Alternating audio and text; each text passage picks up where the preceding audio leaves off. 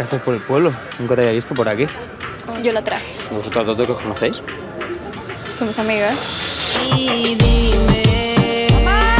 ¡Mamá, hemos llegado! Sois hecho amigas con libertad, ¿verdad? Vamos. Es una chica que no la ha tenido nada fácil. ¿Por? Bueno, porque ha crecido sin su mami. 10 años en ver a tu hija. Qué bueno que estás aquí porque me aburro si no estoy. Venga, baile conmigo.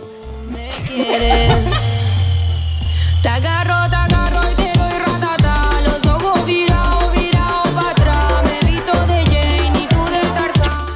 Los gomelos siempre aprenden a fumar más tarde. ¿Qué es gomelo? Una niña bien como usted. Otra vez, venga. Do, re, mi, con la mano un poco levantadita, así. Yo no soy una niña bien. Nora, por favor. Y me coge de la cintura. Mi mamá trabaja para ustedes. Ya, pero es como de la familia, ¿no? Qué descaro, ¿cómo que de la familia? Ella le limpia el culo a su abuela y el resto no lo hace.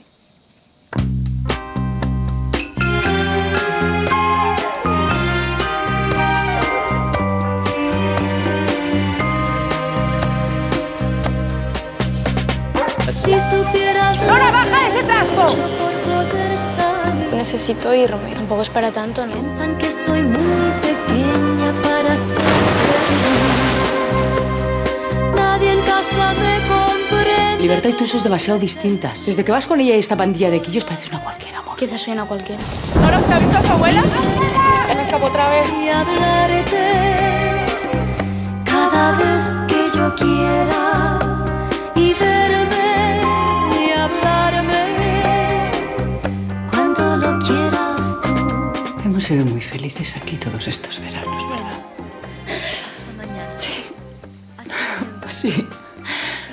Hemos sido muy felices.